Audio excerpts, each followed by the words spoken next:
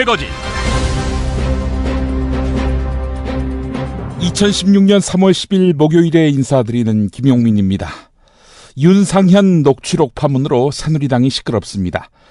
김무성 대표는 오는 15일로 예정됐던 관훈클럽 초청 토론회에 불참하기로 한 것으로 알려졌습니다. 최근 공천 과정에서의 계속되는 잡음과 윤상현 의원의 막말 논란으로 이어지는 내홍 속에서 무대응으로 일관하는 김무성 대표. 불쾌감 표시를 이런 식으로 하는 것일까요? 김무성 대표가 앞으로 어떻게 대응할까? 최소한의 대응을 한다면 어디까지 할 것인가? 이걸 설문에 붙여봤습니다. 3%는 박근혜 대통령과 정면으로 맞설 것이다. 이렇게 보았습니다. 윤상현의 기고만장급 배후에 박근혜 대통령이 있다라고 보고 있는 인식인 거지요. 5% 윤상현 의원의 낙천을 관철시킬 것이다. 이렇게 봤고요. 7%는 낙천보다는 여러 수위가 낮은 사과를 받는 것으로 끝낼 것이다. 예. 여기까지는 소수 의견이었고요. 절대다수 의견은 85%인 30시간 내에 당내 논란을 이야기한 점에 대해 본인이 먼저 사과하고 윤상현 의원과의 화해를 선언할 것이다. 이렇게 보았습니다. 네. 어젯밤 11시 반까지 2,803명이 참여했습니다. 누리꾼 의견 볼까요? 스콜피온2 킴님. 기득권 세력은 서로 적당한 수준에서 타협하고 없던 일로 할 것입니다. 이런 협잡이야말로 수구 보수 세력의 저력일지 모르겠지만 국민은 이미 그들의 수를 다 읽고 예측하고 있습니다. 마치 알파고처럼. 속지 맙시다. 이런 의견 올리셨고요. 김기남님은 모든 일에 무성의한 김무성. 이번 일도 대의를 위해 참는다고 하겠지만 실상은 할 수 있는 게 없음. 욕심만 항우. 네, 이렇게 짧게 의견 남겨주셨습니다. 대부분 별일 없이 넘어갈 것이라고 보았는데요. 이렇게 예측 가능한 정치인, 과연 대권까지 갈 수 있을까요? 이 시각 반드시 알아야 할 뉴스로 이어가 봅니다.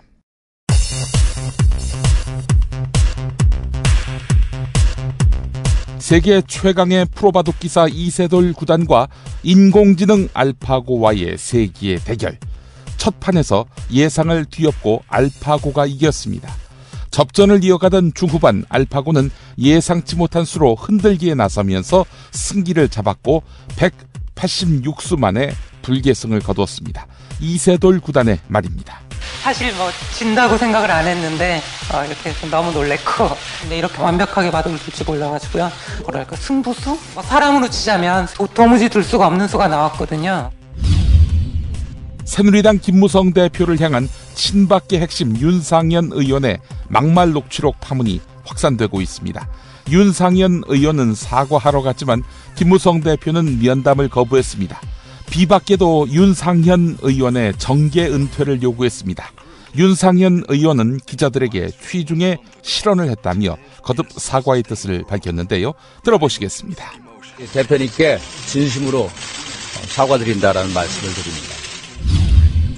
더불어민주당은 현역 의원이 포함된 경선지역 10곳과 원외 후보로만 구성된 경선지역 8곳 등 모두 18곳의 1차 경선지역을 발표했습니다. 홍창선 공천관리위원장의 말입니다. 오늘 지나면 지금 상당 부분이 마무리가 될 겁니다. 내일 발표를 목표로 합니다. 이런 가운데 국민의당은 단수 후보자 49명과 경선지역 12곳을 발표했습니다. 아울러 현역 의원 가운데 처음으로 광주 북구을의 임내현 의원을 공천에서 배제하기로 결정했습니다. 세월호 참사 당일 침몰할 때 세월호와 교신을 유지한 곳은 진도 해상교통 관제 시스템밖에 없는 것으로 그동안 알려져 있었지요. 진실의 힘 세월호 기록팀은 제주 운항관리실도 세월호와 교신을 유지했고 1등 항해사가 승객이 450명이라서 경비정 한 척으로는 구조가 부족할 것 같다는 말도 했던 것으로 드러났습니다. 이 내용은 재판과 검찰 수사, 감사원 조사에서 단 한 번도 공개되지 않았습니다. 국가정보원과 검찰이 장하나 더불어민주당 의원의 통신자료도 이동통신업체에 요청해서 들여다본 것으로 확인됐습니다. 수사 또는 국가안전보장에 대한 위해 방지 등을 사유로 내세웠는데 공인이면서 헌법기관인 국회의원의 통신자료까지 조회한 사실이 알려지면서 야당은 물론이고 시민사회 등의 비판이 커지고 있습니다.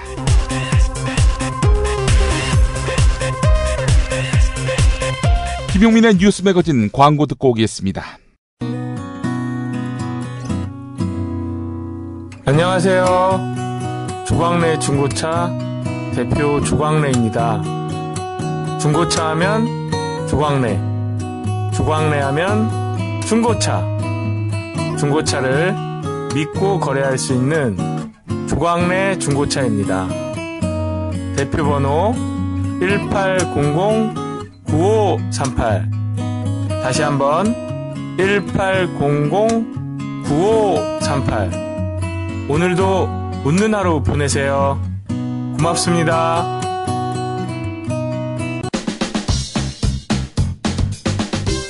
여러분 안녕하십니까? 당선 뉴스의 배두성입니다. 이번 총선을 맞이하여 당선로고송닷컴에서는 업계 최초로 후불제 로고송 제작을 선언하였습니다. 하하, 후불제라 정말 파격적인데요. 자세한 내용은 당선로고송닷컴을 확인해보세요. 이상 배두성이었습니다. 마하! 당선로고송닷컴. 직접 담가 먹는 김치가 사 먹는 김치와 다른 이유 잘 아시죠? 내 눈으로 내 손으로 골라야죠. 우리 걸로요. 한 포기 한 포기 직접 손으로 소금을 뿌려 절이는 가장 깨끗한 손으로 정성과 진심을 담아 이 김치 쥐앗으로 못 써요. 나쁜 병균 틈타지 말아야 하니까. 건강을 위해 소금은 적당히, 그러나 맛깔나게. 내 가족이 먹을 김치니까. 가족이 먹는 김치를 하나 더 만든다는 심정으로 만든 김치, 이담채 김치. 입맛 까다로운 김어준 딴지일보 총수의 한마디. 제가 이 김치의 맛을 보증합니다. 정말 맛있어요, 이 김치는. 포털 사이트 검색창에 이담채를 입력하세요. 전화번호는 1544-4586 1544-4586. 조선에 딸로서 잘하는 쟤밖에 없는데. 남북 통일 만세!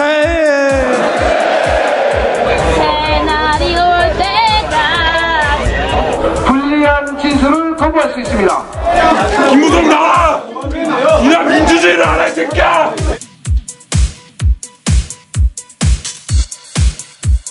뉴스는 현장이다로 이어갑니다. 채널A가 윤상현 새누리당 의원의 막말 녹음 파일을 추가 공개했습니다.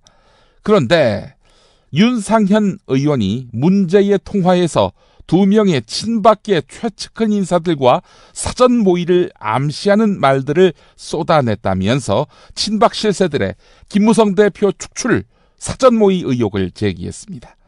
윤상현 의원 당시 통화에서 내일 쳐야 돼 라면서 그래서 내가 A형한테다가 B형 해가지고 정두원이하고 이야기할 준비가 돼 있어. 김무성이 죽여버리게 죽여버려 라고 두 사람을 거론했습니다. A형, B형. 아마 정계의 선배였던 모양이죠. 채널A는 익명 처리한 두 사람에 대해서 모두 친박계 최측근 인사들이다 라면서 특히 A씨 같은 경우 박근혜 정부의 실세로 분류되는 친박계 중진 의원으로서 친박계 내부에서도 신망이 두텁다 이렇게 밝혔습니다. 하지만 윤상현 의원은 누구와 통화했는지 무슨 말을 했는지 기억 못한다면서 둘러댔지요. 기자들과의 일문일답 들어보시겠습니다. 지난 2월 27일 친박 핵심 인사가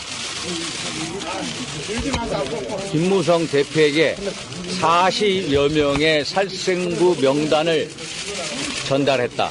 김무성 대표가 그 말씀을 하셨다라는 뉴스가 있었습니다. 그건 한마디로 거짓입니다. 그것은 절대로 그런 일은 없습니다. 제가 그 얘기를 듣고 있지도 않은 살생부 때문에 너무나도 격분한 상태였습니다. 그런 상태에서 제가 지역분들하고 술을 많이 마신 상태 하에서 여러 하소연을 했고 그게 이런 그런 말을 하게 이뤘습니다. 일단 우리 대표님께 진심으로 사과드린다라는 말씀을 드립니다. 그리고 여러분 모두에게도 사과드립니다. 오늘 대표에게는 사과의 말씀을 하셨나요? 아니 그래서 그리고 치중의 사적 대화까지 녹음을 해서 언론에 전달하는 행위는 의도적인 음모다라는 말씀을 드립니다. 이겁니다. 대표랑 만나기는 하신 건가요? 제가 대표께 어제 전화를 드렸습니다. 전화 안 받으셨고요. 제가 오늘 말씀을 드리러 왔습니다. 저의 진 뜻을 말씀을 드리러 왔습니다. 근데 뭐 대표께서 연문으로 빠져나가신 거 보셨죠? 이사입니다. 또 대화 대상자가 누구였는지 밝힐 수 있나요? 제가 그날 정말로 기억이 가물가물합니다. 제 주변 사람이 녹음을 한 것 같은데 하도 술을 많이 마셔서 누구랑 그 대화인지 솔직히 통화 바로 나올 수 있지 않습니까? 통화 기록이라는 게 근데 기록을 봐도 이 사람인가 저 사람인가 저하고 친한 사람인 것 같은데 기억이 나지 않습니다. 아까 지역분이라고 하지 않으셨나요? 지역분들하고 술을 마셨다. 그럼 그 주변에 있었던 사람들은 지역분들이에요? 지역분들. 그걸 녹음할 가능성이 있는 분들은 그럼 지역분이라는 예. 말씀이신 거예요? 저를 찾아온 분 중에 한 분. 지금 의원님 통화 대상자가 누군지가 지금 핵심인데요. 그 정도 근데 확인해야 되는 거 아닌가요? 그거는 제가 확인되는 대로 제가 지금 기억을 되새기고 있습니다. 확인대로 말씀드릴게요. 지금 당에서는 윤리위 제재부터 의총소집까지 다양한 요구가 나오는데 여기에서 어떻게 대응하실 건 보세요? 저 자신도 대단히 황당하고 송구스럽습니다. 솔직히 저도 황당하고 송구스럽습니다. 그래서 자중자애하겠습니다. 아까 의도적이라고 하셨는데 아까 그 녹음하는 것 자체가 의도적이라고 하셨는데 의도적입니다. 어떤 의도가 있다고 그러세요? 그건 모르겠습니다. 의도적인 녹음입니다. 제가 추가적으로 대응하실 건가요? 그거는 아직 확인해보고 사실관계 확인한 다음에. 일각에서는 용태론 얘기도 나오는데 어떻게 대처하실 생각이세요? 용태론? 그 제가 저 스스로도 황당하다. 그리고 한번 생각해 보십시오. 제가 그날 취중에 얼마나 격분했습니까? 살생 명단 있습니까? 살생 명단 있습니까? 살생 명단이 있다고 얘기하고, 솔직히 살생 명단 봤습니까? 살생 명단이 친박 핵심 인사가 전달했다. 그거에 대해서 어떻게 생각하십니까? 제 입장에 한번 대보십시오. 있지도 않은 살생 판문? 그걸 저 입장에서 핵심 인사라는 게 몇 명이겠습니까? 절대로 그런 일이 없는데 그게 대문짝만하게 뉴스 보도에 나오는데 여러분들 입장이라면 어떻겠습니까? 그리고 이게 물론 제가 치중에 실언한 건 사실입니다. 그러나 참 이거를 녹음을 해서 유포하고 이거는 정말 근절돼요. 그날 통화하신 분 중에 공천관리위원도 있나요? 저는 그건 아니라고 봅니다. 제가 공천관리위원들한테 막 전화해서 그렇게 할 그건 아닙니다. 그건 절대로 아닙니다. 청와대 핵심 인사하고 통화하셨을 거라는 의혹. 그것도 아닙니다. 기억이 안 나신다고 하셨는데 어떻게 그건 또 아니라고 하시죠? 말투가 예를 들어서 그런 험한 말을 할 수 있는 분이 없습니다. 통화 내용 보시면 아시잖아요. 그래서 제가 추적을 해보려고. 우리 기자님도 한 번만 더 받고 가겠습니다. 제가 하나 말씀드렸죠. 없어요? 그리고 살생부 가문의 진위 여부를 떠나서 일단 의원님의 발언이 공천 개입 시도라는 해석에 대해서는 어떻게? 공천 개입 시도는 절대로 아닙니다. 그건 제가 확실히 얘기합니다. 그리고 저는 한우로러 부끄럼 없는 사람입니다. 근데 그 녹음한 사람에 대해서 따로 좋지는 않아요.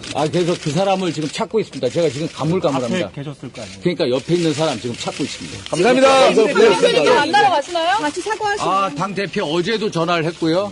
오늘도 왔고 또 가겠습니다. 지금 또 바로 가시는 건가요? 모르겠습니다. 안부 받고 가셨잖아요. 보셨잖아요. 그리고 참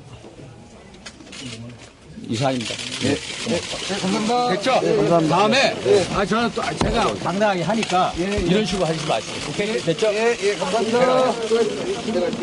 윤상현 의원이 살생부 파문이 터진 지난달 누군가와 통화하면서 김무성 대표를 쳐야 한다고 말하는 녹음 파일이 공개된 것에 대해 비박계는 윤상현 의원의 정계 은퇴까지 거론하면서 공격에 나섰습니다.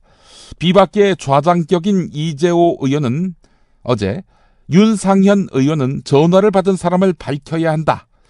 받은 사람이 어떻게 공천에 개입했는지도 밝혀야 한다. 밝혀지지 않으면 의원총회를 열어야 한다. 이렇게 말했습니다.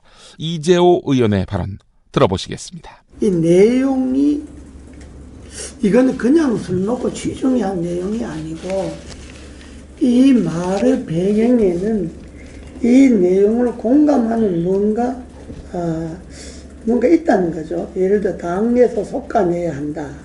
김무성 대표를. 그러니까 당 대표를 당에서 솎아내려면 전당대회를 해야 되는데 그러지 않고 솎아낸다? 자기 혼자서? 가능하겠어요. 그 다음에 김무성이 죽여버리게. 그럼 이 전화를 받는 사람은 김무성 대표를 죽여버릴 만한 위치에 있는 사람이라는 거죠. 공천을 통해서 죽여버리거나 권력을 통해서 죽여버리거나 뭔가 김무성 대표를 죽여버릴 만한 위치에 있는 사람이죠. 통화 내용이. 그 다음에 이 X에서 다 죽여. 그래서 전화했어. 단순히 친구지간에 취중이 안부 전화한 게 아니고 김무성이 죽여버려야 될 필요성 때문에 전화했다 이겁니다. 그럼 전화 받는 사람이 누구겠어요? 내인데 전화해서 김무성 죽여버리게 그러면 내가 먹고 말죠.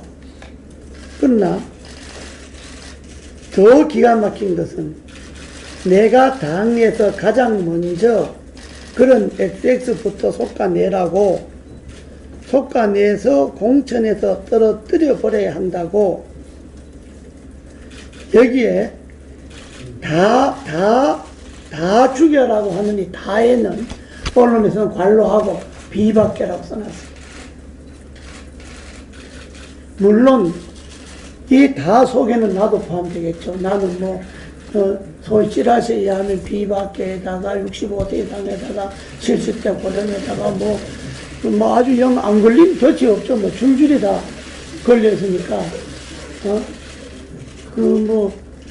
모가지가 언제 달아날지 모르고 그러시죠. 다 죽여. 그리고 마지막이 더 기가 막히는 거죠. 내일 공략해야 돼. 이건 명령입니다.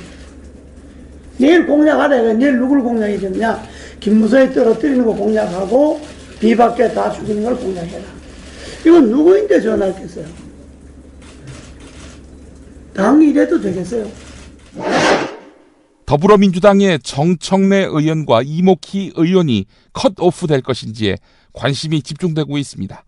더민주 공천관리위원회는 오늘 2차 컷오프 결과를 발표할 예정인데요.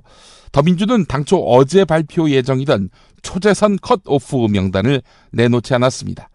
더민주 관계자는 컷오프 심사 대상에 일단 정청래, 이목희 의원 등이 포함된 것으로 안다 이렇게 말했습니다.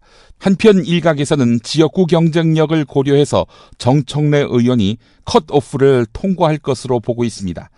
이와 관련해서 이철희 더불어민주당 총선기획단 전략기획본부장은 국민의당에서 친노 패권, 무능 86으로 정청래 등 5명의 의원을 지목하면서 친노 패권 청산을 주문한 데 대해 SBS 라디오 한수진의 SBS 전망대에서 이렇게 말했습니다. 이른바 친노 강경파 운동권 인사들이 얼마나 되는지 이게 또 좀 초미의 관심이 있지 않습니까?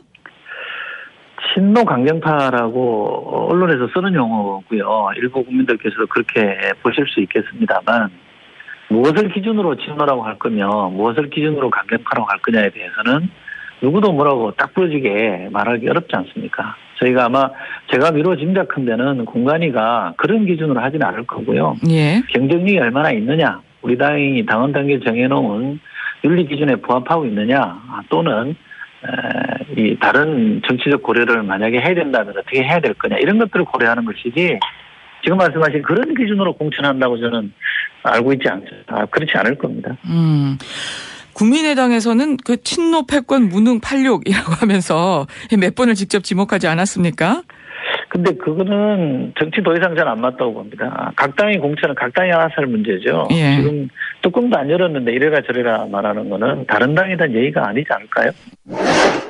정의당 심상정 대표가 더불어민주당과 국민의당의 야권연대 논의를 공식적으로 시작하자고 촉구했습니다. 더불어민주당과는 비공식 협의 과정을 통해서 야권연대의 큰 원칙과 방향에 공감을 이루었다면서 그동안 진행된 비공식적 논의를 공식적, 공개적 협상으로 전환하자고 제안했습니다. 특히 국민의당에 특별히 제안한 내용이 있는데요. 이 부분 들어보시겠습니다. 국민의당에 요구합니다. 승자독식 선거제도 아래서 양당 체제의 극복은 한 번 선거로 이루어지지 않습니다.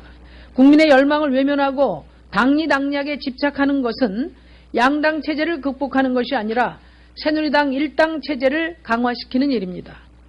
또 국민의당이 패배하는 길이기도 합니다. 호남에서 경쟁하되 나머지 지역에서 책임있게 연대하는 당대당 협상에 나설 것을 촉구합니다.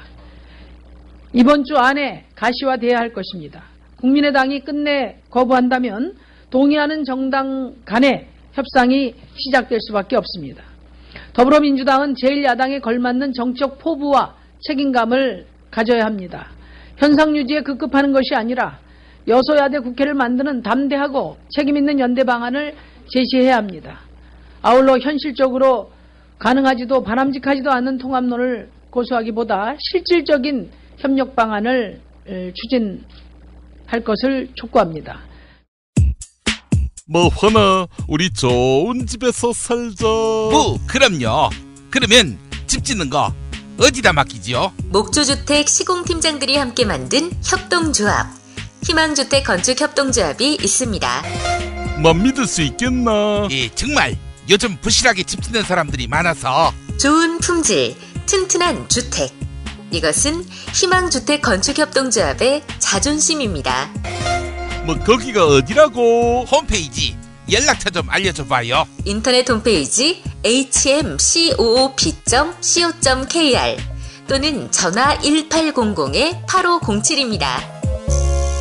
목조주택 시공 전문기업 희망주택 건축협동조합, 희망의 집을 짓겠습니다. 새싹당 콩차를 매일 아침 정말 간절히 마시면 전 우주가 나서서 도와줍니다.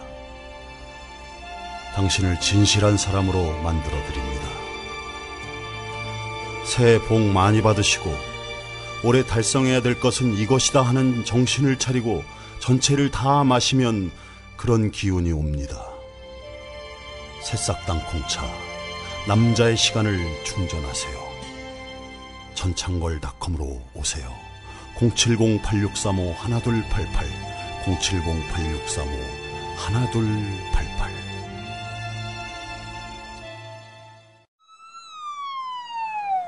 아우, 저 사고 큰데 사람이 많이 다쳤겠어요. 아니, 저 차량은 뭐가 그리 급하다고 과속 운전에 끼어들기까지 하나? 아니, 근데 운전자 보험은 가입했을까? 운전자 보험이요? 저런 인사사고 때에는 상대방한테 형사 합의금을 지불해주는 운전자 보험 말이에요. 변호사 비용도 주고 벌금도 보장해주는 운전자 보험. 아, 자동차 보험에서 보장해주지 않는 대인 합의금을 보장해주는 보험 말이에요? 그거 굉장히 비싸지 않나요? 아니에요. 난 7,000원 운전자 보험 카페에서 가입했는걸요. 뭐라고요? 7,000원 운전자 보험 카페? 홈쇼핑에서도 월 2만원에서 3만원이던데. 버스도 승합차도 트럭도 자가용이라면 7,000원 운전자 보험 카페. 우와, 대박. 비싼 보험료 때문에 힘드시죠? 풀보장 운전자 보험을 저렴하게 만나는 가장 좋은 방법. 다음 네이버 카페에서 7,000원 운전자 보험을 검색해보세요. 전화문의는 02-849-9730. 10년차 베테랑 손해보험 전문 설계사가 평일은 물론 주말 공휴일에도 상담해드립니다. 다시 한번 전화문의는 02-849-9730. 뭐 7,000원 운전자 보험, 택시, 버스, 트럭 등 영업용 차량 운전자 보험도 상담해드립니다.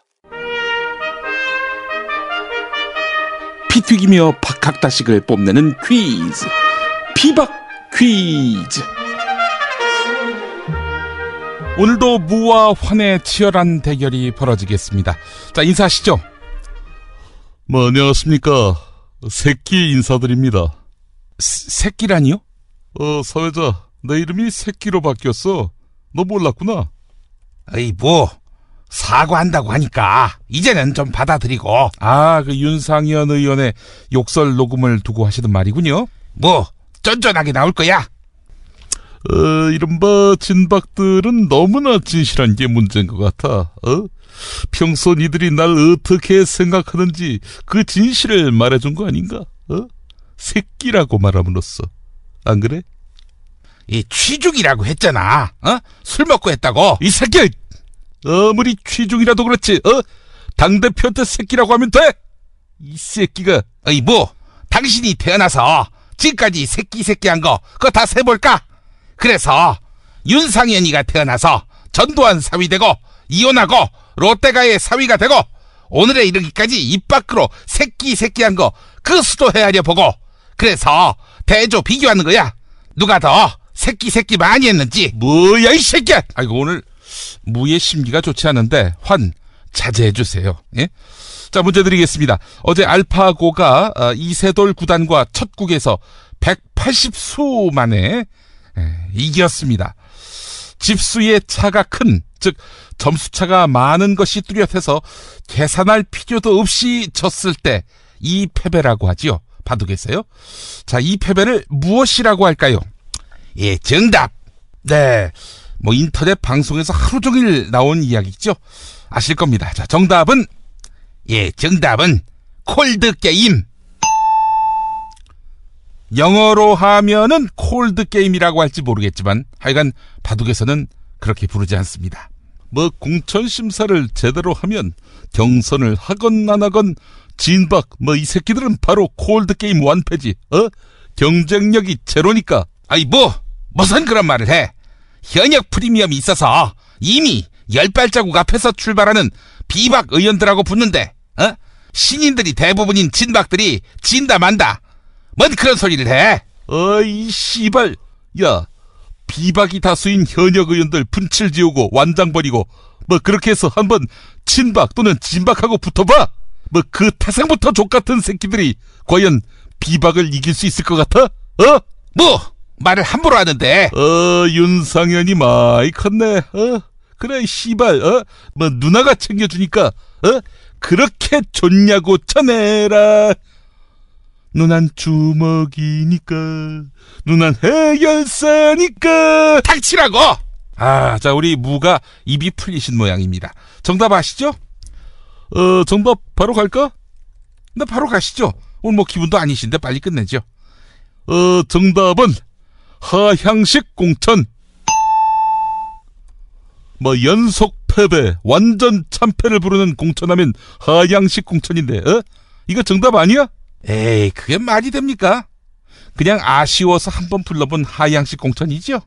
이젠 미련 버려. 그렇게 되지도 않는 일 붙잡으니까 윤상현이가 비웃는 거 아니야? 또 이야기하는데 윤상현이 많이 컸네. 코 흘릴 때가 어디 갔더만. 이 새끼 옛날 같으면 내가 옥상에 불러서 혹이 무성하게 팼을 거야, 이 씨발 새끼. 그렇게 사람을 패려고 하니까 구시대 인물로 낙인 찍히는 거 아니야?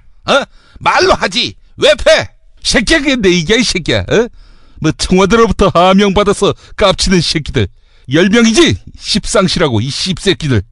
근데 어제 아침 말이죠, 신문을 봤는데 두 분이 서대문 어딘가에 가서 서로 덕담하시던데요. 무척 반갑고 좋았습니다. 우리 게스트들이 또 이렇게 서로 우위를 다질 때는 또 다른 모습을 보여주시는구나 하면서 보람을 느끼기까지 했는데 두 분 그 자리에서 무슨 이야기 나누셨죠? 나는 환희가 이 박근혜 정권의 최고 힘 있는 사람이다. 이렇게 얘기했지. 자, 환은요? 나는 무가 총선 승리를 진두지휘하느라고 애를 많이 쓰고 있는데 경제 전망을 경제 전문가인 나보다도 잘한다. 이렇게 얘기했어요. 우선 환희 박근혜 정권 최고 실세다. 그 말은 무슨 뜻으로 하셨죠? 다음 정권에서 박근혜 정권 청산 청문회를 열면 제일 먼저 부르고 제일 먼저 감옥에 보낼 개새끼란 뜻이지. 화는요. 무가 경제를 잘 안다. 이게 무슨 뜻입니까? 예, 무가 워낙 삥땅친 돈이 많아서 권력을 이용해서 재테크를 하는 경제 전문가다. 이걸 누구도 따라올 수 없다. 이 말이지. 뭐야 이 새끼야. 비리. 너 이 새끼 죽을래? 때리라고. 그러면 판이 뒤집히지. 윤상현이는 만세 부르고 나는 병원에 입원하고 당신은 깜빵 가고 청와대에서 당신 그냥 폭력 혐의로 끝날 것 같아? 아마 맨정신에 주먹 휘둘렀겠느냐 이러겠지. 약 먹고 했을 것이다. 이런 식으로 말아버리면 되니까. 이 씨발 새끼야. 아이 좀 그만들 하세요. 자, 오늘도 역시 청취자 여러분들이 맞춰주시면 되겠습니다. 자, 오늘부터는 새로운 책이 여러분을 찾아갑니다. 지난 시간까지 버니 샌더스를 만났다면은 이번에는 시진핑입니다. 중국 국가주석 시진핑. 여러분은 시진핑을 얼마나 아십니까? 시진핑이 어떻게 권력을 잡았는지 모르시죠? 아주 흥미로운 내막이 있습니다. 그 흥미진진한 내막을 다룬 책 13억 분의 1의 남자. 13억 분의 1의 남자. 도서출판 레드스톤이 제공하는 책. 받으실 분 오늘 퀴즈 정답과 사연, 이메일 주소를 팟빵 게시판에 남겨주시기 바라겠습니다. 자, 어제 퀴즈 정답은 알파고였지요. 원희송님. 강남을 지역구에 사는 40대 동은 엄마입니다. 프리랜서 작가고요.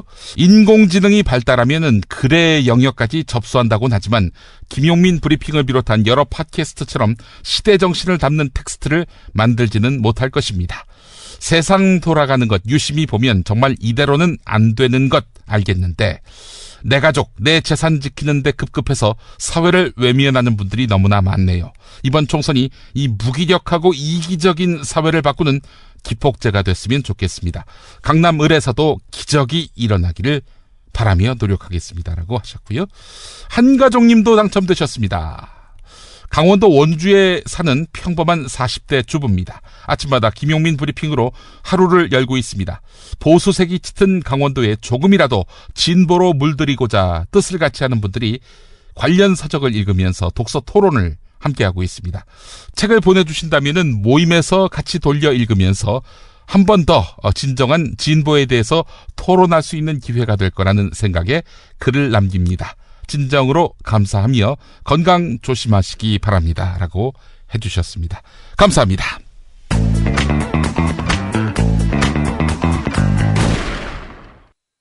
박근혜 왜 저러지?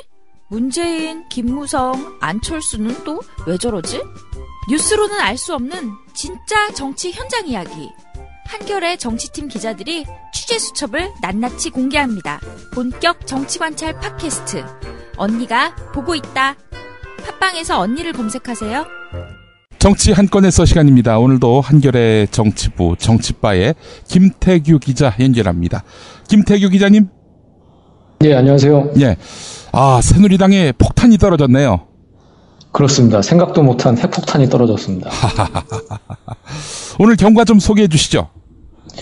예, 일단 친박계에서는 납작 엎드렸어요. 예. 서청원 의원이라든지 이런 사람은 일단 사과를 해야 한다. 잘못했다. 이제 이렇게 납작 엎드렸는데, 비박계인 이재호 의원은 사과는 해도 되고 안 해도 되는 거다. 그런데 중요한 거는 그 비박계를 다 죽일 만한 자리에 있는 사람에게 전화를 했다는 거다. 이렇게 딱 핵심을 이제 짚었고요. 또 비박계인 홍문표 사무부총장은 윤상현 의원은 정계 은퇴하라 이렇게 강하게 몰아세웠습니다. 상황이 이렇게 되니까 윤상현 의원은 어제 오전에 국회 본관에 있는 김무성 당 대표실을 찾았는데요. 방에 들어가서 그 사과를 하려고 했는데 당직자가 제지를 했고 한 20분 정도를 밖에서 이제 기다렸다고 하고요. 이제 부속실에서 아마 기다린 것 같습니다. 그런데 김무성 대표는 옆문으로 빠져나갔고 결국 그 사과는 성사되지 못하고 그런 식으로 이제 김무성 대표는 이제 불편한 심기를 드러냈는데요. 기자들이 계속 이제 그 나오는 김무성 대표한테 어떻게 생각하냐, 기분이 어떠냐 이렇게 계속 이제 물어봤는데도 그래서 우리 업술무 무 대표께서는 예. 아무 말도 안 하고 계속 무건 그 뮤트 상황을 계속 유지를 하면서 어쨌든 그렇게 이제 불쾌감을 표시를 했다고 합니다. 예. 근데 이 이슈 갖고 글쎄요 공천 국면에서 주도권을 쥘 수 있을까요? 일단은 지금까지 계속 밀려왔던 김무성 대표였는데 예. 다시 반전의 그 계기를 잡을 만한 그 이슈인 건 사실이죠. 그런데 요 부분이 어떻게 진상이 어떻게 규명되느냐 그게 중요할 것 같아요. 근데 오늘 보면은 이한구 우리 또 공천관리위원장은 뭐 어떻게 생각하냐고 하니까 뭐 저 윤상현 의원이 술 먹고 한 말 아닌가 뭐 이렇게 대수롭지 않게 넘기고 이런 식으로 친박 쪽에서는 어쨌든 이거를 어떤 개인의 일탈 그냥 취중에 나온 실언 뭐 이 정도로 이제 넘어가려고 하는 거고요. 일단 좀 지켜봐야 될 것 같습니다. 앞으로 상황이 어떻게 전개가 될지. 이게 워낙 메가톤급이라서 말이죠. 이 파장이 어디로 어떻게 번질지 이게 도저히 가늠하기 힘들 정도인데. 자, 그렇다면은 이제 비박 친박 사이에 그 거대 공방을 넘어선 그런 충돌이 있을 것 같은데 앞으로 그 공천 국면 이제 컷오프 발표도 해야 할 것이고요. 또 전략 공천도 해야 될 것이고 비례대표 공천도 해야 될 텐데 앞으로 이 뭐 이런 식으로 해가지고 친박이 원래 하려던 대로 진도대로 나간다면은 이게 비박이 수용하겠습니까?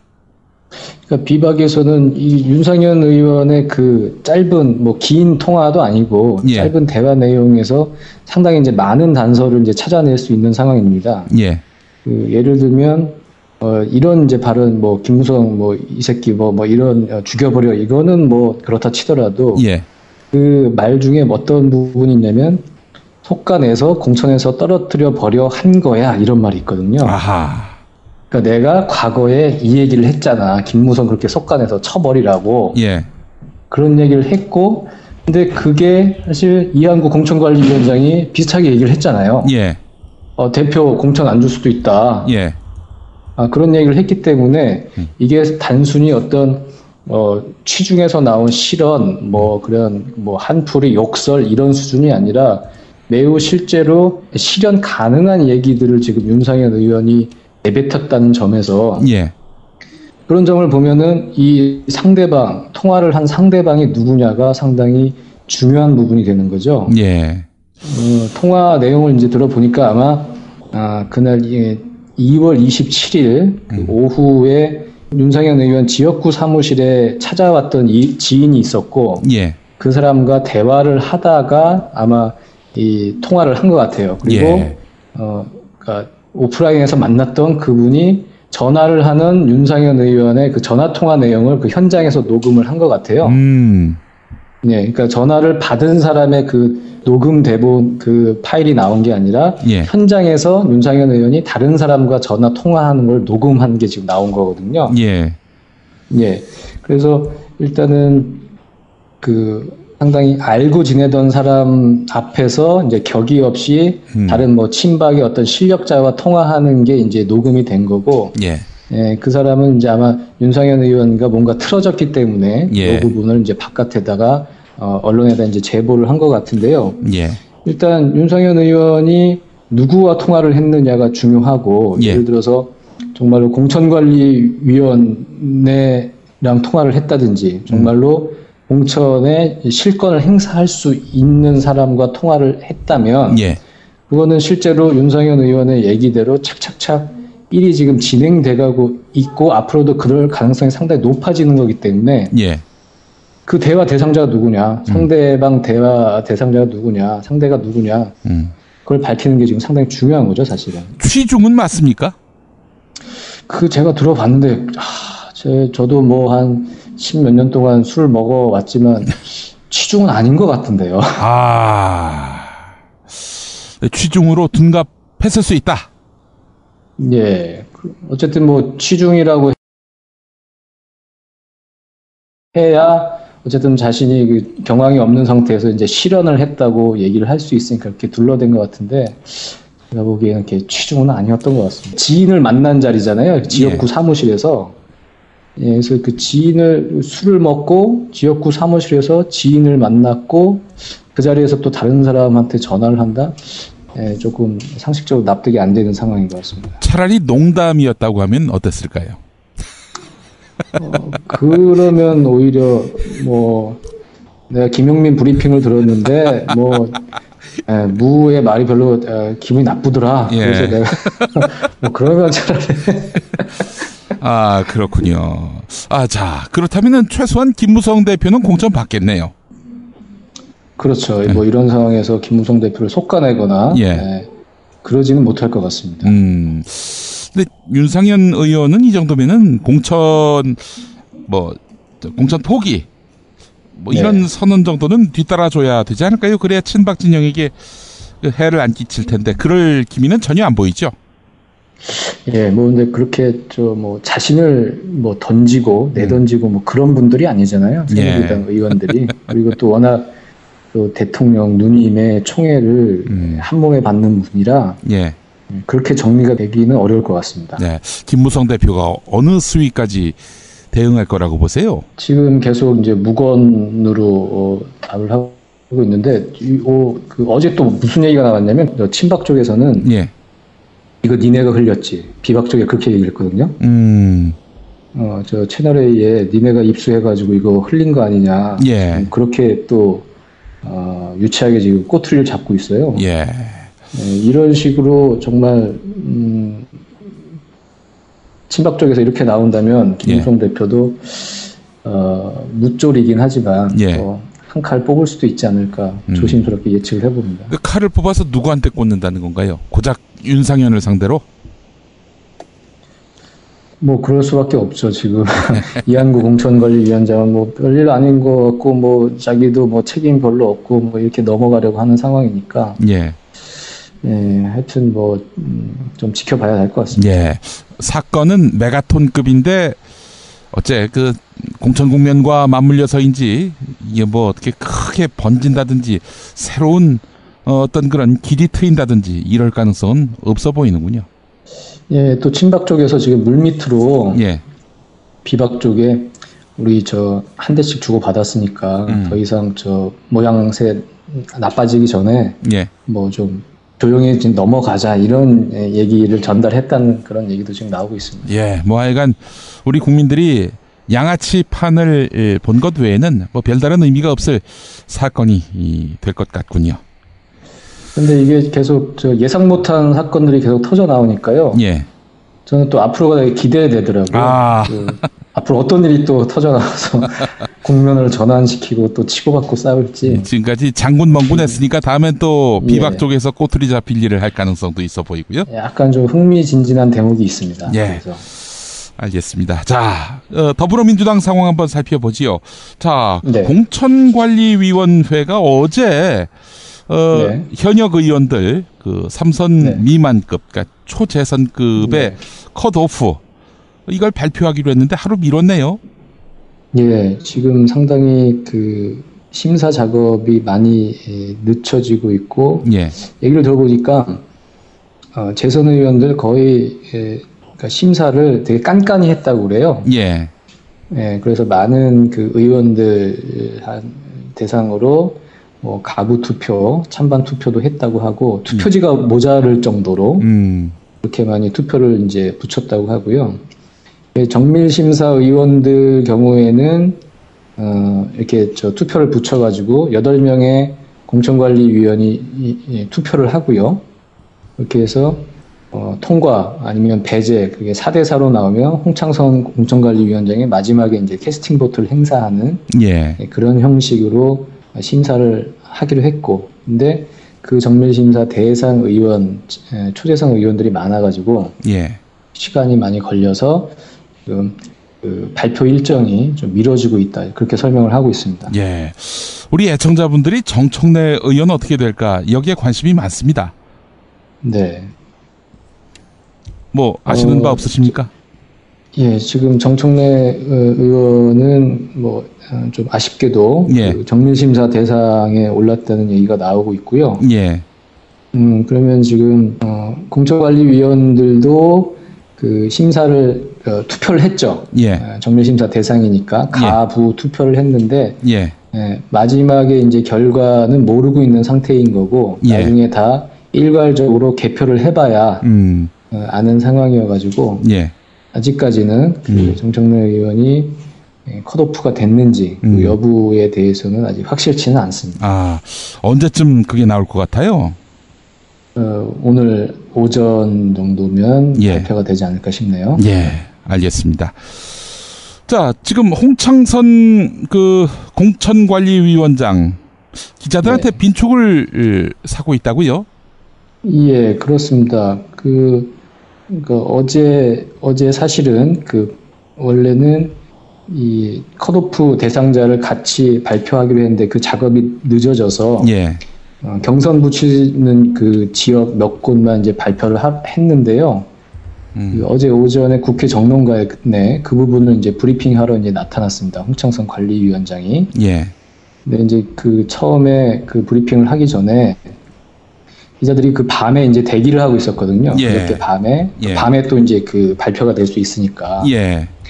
근데 그 기자들이 그게 퇴근 안 하고 있더라. 근데 왜 집에 안 가냐고 물으니 데스크가 가라고 할 때까지 지키라고 그랬다고 하더라. 그래서 국회뿐 아니라 취재 관행도 바뀌어야 한다. 일단 이런 좀 잔소리를 이제 하셨는데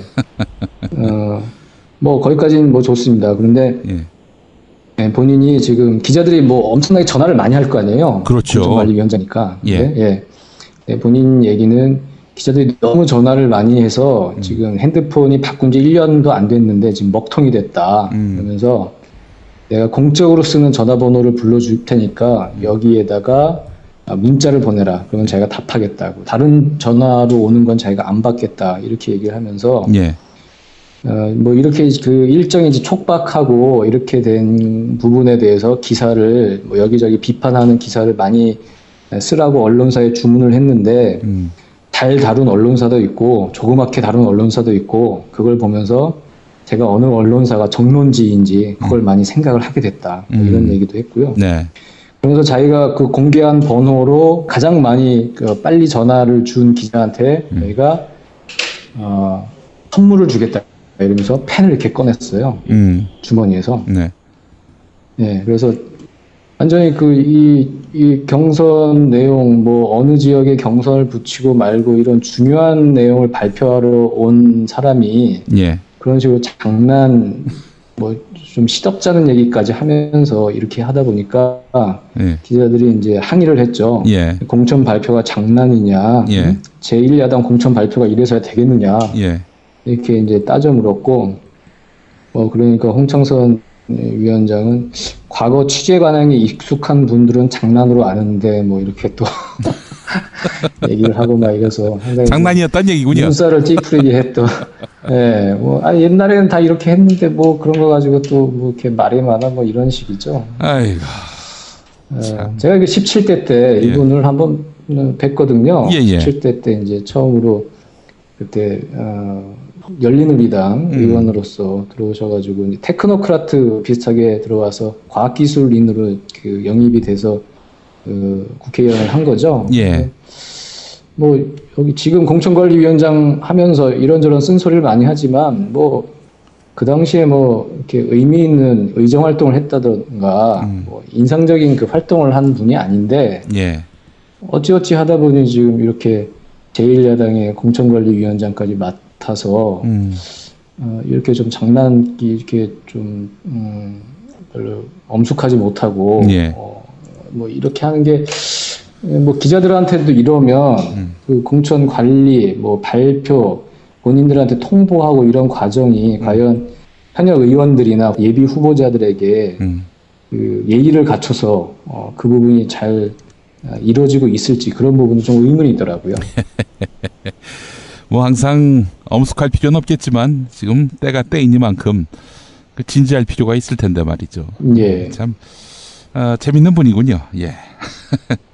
자, 정치바를 보니까 월요일자에 문재인 전 더불어민주당 대표하고 인터뷰를 가진 내용이 실렸습니다. 그날 어느 신문은 안철수 대표, 어느 신문은 김종인 대표와 인터뷰를 했는데, 아니, 문재인 전 대표 인터뷰 쉬웠습니까? 그날 김의겸 선임 기자와 이승준 기자가 경남 양산 자택으로 내려가서 인터뷰를 했는데요. 예. 일단 그 인터뷰를 하는 입장에서 그 예상했던 분위기나 이런 것은 김종인 대표가 일단 그 더불어민주당 비대위를 맡으면서 여러 가지 한 일들이 문재인 대표와 생각과 많이 좀 다른 게 많았잖아요. 예. 이른바 시스템 공천이라고 했던 부분도 많이 수정을 가했고, 필리버스터도 중단시켰고, 햇볕 정책에 약간 다른 그 발언을 하기도 했고, 그래서 저희가 예상한 바로는 그 부분에 대한 지적, 어떤 불편한 감정, 그런 부분이 이제 대답 인터뷰에 이제 나올 것이다. 그렇게 예상을 했는데, 상당히 김종인 대표에 대한 답을 할 때는, 그때 그 공식적으로 한 얘기는 김종인 대표를 신뢰하고 있다. 그리고 친노 패권주의나 이런 부분 청산 얘기하는 것도 당의 확장성을 위해서 그분이 그렇게 얘기하는 거다. 그래서 어떤 많이 이해하고 신뢰한다는데 이제 무게를 뒀는데, 텍스트로 나온 건 이제 그렇죠. 근데 현장에 같이 대화를 나눴던 우리 이승준 기자의 그 느낌으로는, 김종인 대표에 대해서 말을 할 때는 상당히 한번 숨을 고르고 그리고 생각을 해가면서 적합한 단어를 뽑아내려고 이제 노력을 했다는 거죠. 그러니까 사실은 속내는 상당히 불편하고 불만이 있음에도 불구하고 지금 당의 단합을 위해서 총선을 앞둔 당의 일사불란한 체제를 위해서는 김종인 대표에게 힘을 실어줘야겠다는 어떤 그런 깊은 뜻이 느껴졌다. 그래서 이승준 기자는 그 부분을 공격수를 하프라인 밑에까지 깊숙하게 배치해서 수비 라인을 두텁게 한 수비 축구라고 표현을 했고요. 그 반면에 안철수 대표에 대해서는 그날 바로 그 안철수 대표가 김종인, 그러니까 더불어민주당의 통합 제안에 대해서 나는 광양에서 하겠다 하면서 이제 거절한 바로 그 시점이었거든요. 그 부분에 대해서 어떻게 생각하냐고 물으니까 문재인 대표의 태도가 이제 확 달라졌다는 거죠. 그 말 하기 전에 우리 안철수 대표에 대해서 평가부터 합시다. 그러면서 안철수 대표가 지금 하고 있는 국민의당은 실패했다. 이렇게 먼저 규정을 하고 그동안의 어떤 그 자세와는 달리 거침없이 안철수 대표에 대한 평가라든지 개인적인 소외라든지 그것을 거침없이 표현을 해냈고요. 그런 부분에 대해서는 그 축구로 치면 전반전이 수비 축구였다면 안철수 대표에 대해서 물은 후반전은 상당히 강한 공격 축구였다. 이승준 기자는 그렇게 표현을 했습니다. 자, 그래요. 하여간 지금 총선을 앞두고 최대한 신중하자. 당에 분란이 될 만한 그런 여지, 소지는 없도록 하자. 이게 문재인 전 대표의 의중인 것 같은데 앞으로 또 공천 결과 여기에 따라서는 또 다른 견해를 표출할 수도 있지 않을까. 그런 여지가 있어 보인다라는 게 이승준 기자의 해석이죠.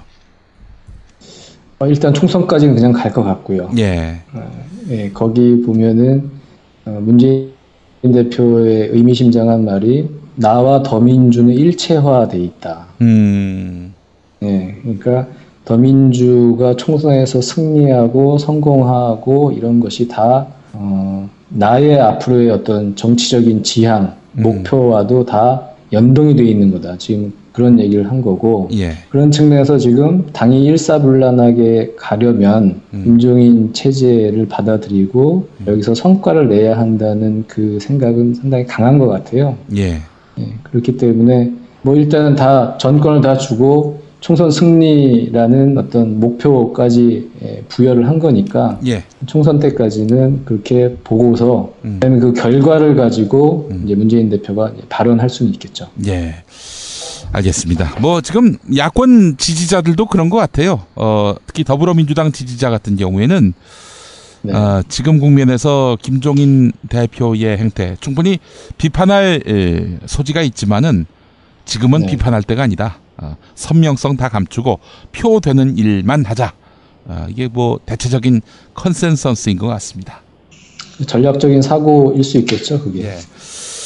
자, 오늘도 함께 김태규 기자와 정치권 이모저모 살펴봤습니다. 김태규 기자님 수고하셨습니다. 예, 감사합니다. 예. 자기는 정말 훈남이고 자상하고 스마트한데, 그런데 잠잘 때는 아니야. 정말 아니야. 진짜 엽기야. 그럴 수밖에요. 그렇게 코를 골아대는데 본의 아닌 결례 이제 그만. 간편하고도 반영구적인 코골이 방지기구 24,000원이면 됩니다. 심한 코골이와 수면 무호흡 걱정 마세요. 99% 감소 효과를 보장합니다. 검색창에 코골이 119, 코골이 119를 입력하세요. 문의는 1566-0783. 코골이 119는 의료기기 제조 수출업체 메디슬립에서 만듭니다.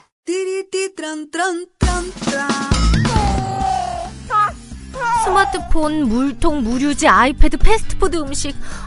승용차안이 지저분해요. 이게 섞이지 않도록 몽땅 넣을 수 있는 멀티 포켓 어때요? 한 손으로 스마트폰 보면 팔이 아파요. 목에 거는 스마트폰 거치대 이거면 고민 끝. 우와, 아이디어 장렬. 어디서 살 수 있어요? 즐거운 아이디어, 재미있는 쇼핑몰 재미월드요. 스마트폰, 텔레비전, 냉장고 이런 건 안 팔아도 가려운 곳 긁어주듯 빛나고 즐거운 아이디어 상품이 365일 파격 세일 중이랍니다. 거기가 어디라고요? 재미월드입니다. 구글, 네이버 다음에서 재미월드를 입력하세요. 공화국 참치논평. 구이동 대양 참치를 맛보지 못한 국민 여러분은 진정한 참치 맛을 보기 위한 강도 높은 중대 조치를 취하실 계획을 표명하시고 곧장 구이동으로 달려오시기 바란다. 참치에 대한 체질적인 거부감과 적개심을 노골적으로 드러내는 분도 구이동 대양 참치에 오시면 추호도 용납할 수 없는 포악무도한 폭식 행위를 자행할 것이다. 구이동 대양 참치. 월요일 참치데이 이벤트, 화요일 참치머리 서비스로 함께합니다. 주차장 걱정 마시고요. 대중교통은 서울 지하철 2호선 구의역 2번 출구에서 5분 거리입니다. 대양 참치 구의정 02-455-8087.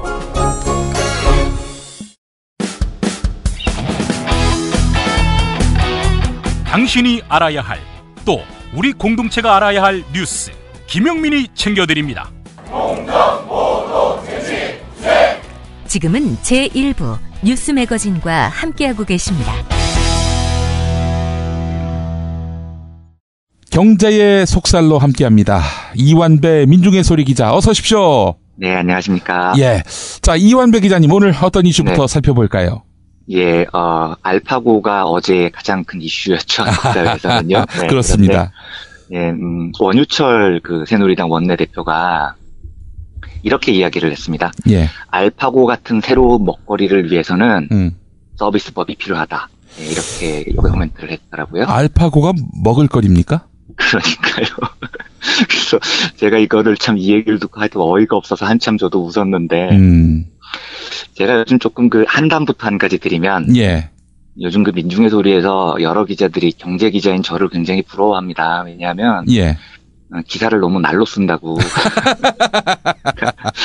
네, 제가 실제로 저도 인정을 하는 바인데, 제가 존경하는 우리 노동 담당 정웅재 기자만 해도요. 예. 기사를 쓸 때는 현장에 가서 노동자분들 만나보고 취재하고 확인하고 그러다가 기사가 엎어지기도 하고 정치부 기자들 필리버스터 할 때 다 밤새고 다들 힘들게 기사를 쓰는데 예. 경제 기자는 너무 날로 쓰는 거죠. 왜냐하면 책상에 가만히 앉아만 있어도 예. 롯데, SK, 삼성, 박근혜, 최경환, 유일호 하루씩 돌아가면서 헛소리를 해대니까 예, 경제 기자가 너무 쓰기가 편한 겁니다, 이게. 예. 그래서 저희 민중의 소리 기자들이 이완배 선배는 너무 날로 먹는 것 같다고 기사를 제가 되게 행복해하고 있는데. 예. 근데 이런 분들이 매일 돌아가면서 헛소리를 하는 것만으로도 기사거리가 풍족한데, 예. 이제 여당 원내대표까지 나서셔서, 헛소리 대우에 가담을 하시네요. 원균의 후손이라고, 이야기하던데. 그런가요? 원균의 후손이 그렇게 썩 자랑할 만한, 그러니까요. 족보인지 싶기도 하고요. 감춰야 될 족보 같기도 한데요. 예. 예. 어쨌든 이제 원유철 대표가 얘기를 한 헛소리, 그러니까 알파고 같은 새로운 먹거리를 위해서 서비스법이 필요하다는, 이건 너무 좀 레벨이 떨어지는 헛소리여서, 예. 제가 서비스법이 통과되면 한국에도 알파고 같은 새로운 진취적인 기술이 나온다, 이거를 반박을 할 필요조차 없는 이야기인 거죠. 이게 우리나라에 알파고 같은 기술이 나오지 않는 건 서비스 발전법이 통과가 안 돼서가 아니고요. 예. 에릭 슈미트 구글 회장 같은 사람이 데미스 하사비스죠. 1976년생 천재를 스카우트해서 알파고를 이렇게 만드는 뛰어난 경영 실적을 구글은 오너들이, 그러니까 경영자들이 그렇게 경영을 하는데, 한국 최태원 회장 같은 사람은 역술인 말에 홀려가지고, 김원홍이라는 역술인 말에 홀려서 회사 돈 횡령하고, 이래서 우리가 알파고를 못 만드는 겁니다. 이게 서비스 발전법이 통과가 안 돼서가 아니고요.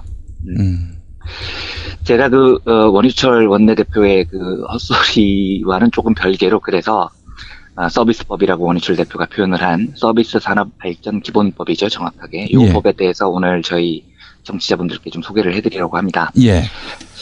이 법이요. 그러니까 쉽게 말씀을 드리면, 의료, 교육, 가스, 전기, 교통, 이런 분야의 산업을 규제를 완화해서, 일자리를 창출하겠다는 내용의 법안입니다. 그래서, 정확하게 이제 5년마다, 정부에서 수립한 이 서비스 산업 발전 기본 계획을, 기획재정부가 심의를 하도록 하는 거죠. 이게 문제의 핵심이 뭐냐면, 사실은 각 분야마다 법으로 해결을 해야 되는 것들이 있을 텐데, 이제 이 법이 통과가 되면 국회에서 문제를 해결을 하는 것이 아니고, 기획재정부가 만든 서비스 산업 선진화위원회에서 모든 것을 규제를 푸느냐 여부를 결정을 한다는 겁니다. 그리고 여기에서 가장 중요한 핵심 분야가 바로 의료 분야입니다. 지금은 우리나라에서 의료 분야의 규제를 풀기 위해서는 의료법을 개정을 해야 되는데, 이 법안이 통과가 되면 기획재정부가 위원회에서 그냥 규제 풀어 이렇게 해버릴 수 있게 된다는 거죠. 그런데 지금 야당에서 이런 주장을 하면 뭐라고 얘기를 하냐면, 아니 서비스 발전 기본법에 의료 분야라는 명시가 안 돼 있다. 왜 그렇게 자꾸 복귀를 하려고 하느냐. 이 사람들이 이렇게 주장을 하거든요. 그러면 제도가 아주 간단한 겁니다. 그러면 의료가 명시가 안 돼 있다는 여당의 주장이 맞다면 간단한 거죠. 이 법을 할 때 의료 분야를 빼겠다고 명시를 해버리면 되는 겁니다. 그게 지금 야당에서 주장을 하는 거거든요. 그런데 의료 분야를 빼자고 요구를 하면 여당 쪽에서는 어떻게 얘기를 하냐면, 김치찌개에서 김치를 빼면 어떡하냐, 이렇게 반응을 합니다. 그러니까 이게 실제로 여당 간사 강석훈 의원이 1월 국회 간담회에서 한 얘기예요. 김치찌개에서 김치를 뺄 수는 없다. 즉, 서비스 발전 기본법을 통과를 하면 의료 분야에 손을 대겠다는 거죠. 결국 이 사람들 얘기는요. 이게 우리나라의 의료법에는요, 영리병원이 법으로 금지가 돼 있습니다. 한국에 있는 병원은 원칙적으로 영리를 추구할 수 없다라고 의료법에 명시가 돼 있습니다. 그래서 어떤 병원이 돈을 벌었다 그러면 법적으로 이 번 돈은 외부로 빠져나가지 못합니다. 인건비로 병원에서 사용을 하거나 병원에서 기자재를 도입하는 데 사거나 아니면은 병원 시설을 확충하는 데 써야 하죠. 그런데 영리병원이라는 것은 뭐냐면, 투자자들이 병원에 투자를 하면 병원이 번 돈을 그 투자자들에게 배당이나 이런 형식으로 투자자들에게 돌려줄 수 있다는 겁니다. 그래서 현재 미국의 대부분의 큰 병원들의 주주는 헤지펀드들이죠. 펀드들이 다 병원에 투자를 하고 병원이 돈을 벌면 받아가는 구조가 돼 있습니다. 그리고 한국은 그게 법으로 금지가 돼 있죠. 지금 한국에서 병원을 세워서요, 돈을 벌고 싶어하는 가장 뜨거운 열망을 가진 곳이 어디냐면요, 바로 삼성입니다. 삼성은 지금 바이오에 목숨을 걸고 있습니다. 제가 한번 읊어보겠습니다. 얼마나 삼성이 이 바이오에 많이 얽혀 있는지요. 많이 알려진 삼성 바이오로직스. 이재용이 사활을 걸고 지금 밀고 있는 기업입니다. 바이오 의약품을 생산하는 회사죠. 삼성 SDS, 의료 전산기기를 만들고 있습니다. 삼성 테크윈, 지금은 이제 한화에 팔렸죠. 그런데 이 회사도 뜬금없이 2010년에 진단 시약을 만들겠다면서 사업 목적을 정관에서 바꿉니다. 삼성 메디슨 당연히 의료기기 만들고 있습니다. 삼성 전기라는 회사가요. 예. 전자부품 만드는 회사인데요. 예. 맞춤형 항암제 프로젝트에 지금 뛰어들어 있습니다. 아이고. 이해가 안 되죠? 예. 이해가 안 됩니다. 예. S1 가족용 의료 서비스가 도입이 되면은 당연히 엄청나게 혜택을 받을 겁니다. 삼성전자 원격 의료 도입되면 당연히 기계로 장사를 할 수 있고요. 삼성서울병원 더 말할 것도 없습니다. 삼성이 지금 이렇게 다양한 계열사의 바이오와 의료에 관련된 그 사업 포트폴리오를 포진을 시켜놨다는 건 한마디로 의료 분야로 돈을 벌고 싶다는 겁니다. 그리고 가장 확실한 방법은 뭐냐면 예. 자기들이 만든 약, 의료기기 이걸 병원에 파는 거죠. 그리고 병원은 그걸 사서 환자들에게 팔고요. 예. 병원이 번 돈은 다시 삼성서울병원이 챙길 수 있도록 하는 구조를 삼성이 제일 바라고 있는 겁니다. 그런데 지금 의료법에 따르면 삼성서울병원이 돈을 벌어도 삼성이 못 가져갑니다. 예. 영리병원이 허용이 안 돼 있기 때문에요. 그래서 삼성은 의료 민영화가 되면은 이 삼성서울병원을 중심으로 자기들이 가지고 있는 병원 네트워크와 자기들이 벌려놓은 사업 포트폴리오로 엄청나게 돈을 벌고 싶어 하는 꿈을 지금 가지고 있는 곳입니다. 그래서 만약에 서비스 발전 기본법이 통과가 되면 정부 여당은 절대로 장담을 합니다. 의료 민영화가 안 벌어진다. 예, 삼성이 절대로 그렇게 해서 돈을 못 번다. 이렇게 장담을 하는데 예. 저도 좋습니다. 저도 그렇게 되기를 원하거든요. 그렇다면 서비스 발전 기본법에서 의료를 빼겠다는 것만 명시를 하면 간단한 일인데 예. 지금 정부는 절대로 그렇게 하지 않겠다고 버티고 있죠. 김치찌개에 김치라고 주장을 합니다. 의료가. 예. 결국은 하겠다는 거거든요. 제가 이제 2012년에 미국에서 있었던 일인데요. 예. 미국 공중파인 CBS가 60 Minutes, 60분이라는 제목의 다큐멘터리를 만들어서 방송을 합니다. 그런데 이 방송 내용을 잠깐 소개를 해드리면요.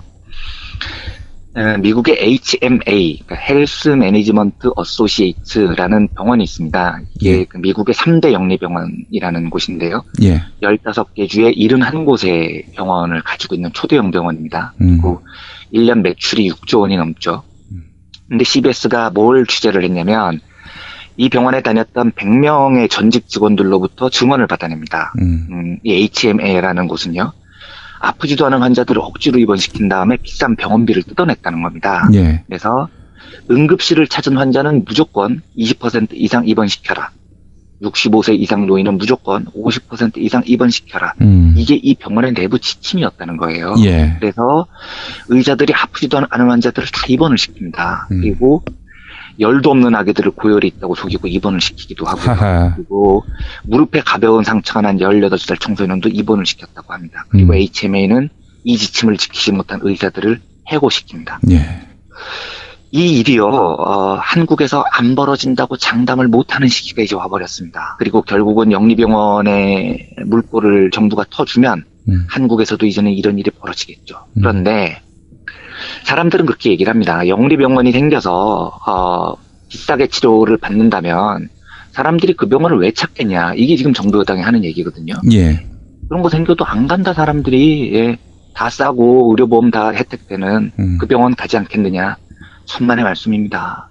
사람은요, 아프면 기대게 돼 있습니다. 그러니까 사람이 아프면, 더구나 내 자식이 아프면, 내 부모가 아프면, 죽음의 공포가 다가오면 큰 병원을 찾게 돼 있습니다. 예. 죽을지도 모른다는 공포는 돈을 아낄 수가 없는 거거든요. 예. 그리고 영리병원은 그 공포를 이용해서 돈을 버는 거죠. 예. 그리고 만약에 이 서비스 발전 기본법이 통과가 되고 영리병원의 세상이 오면 그 공포를 이용해서 삼성이 돈을 벌게 될 겁니다.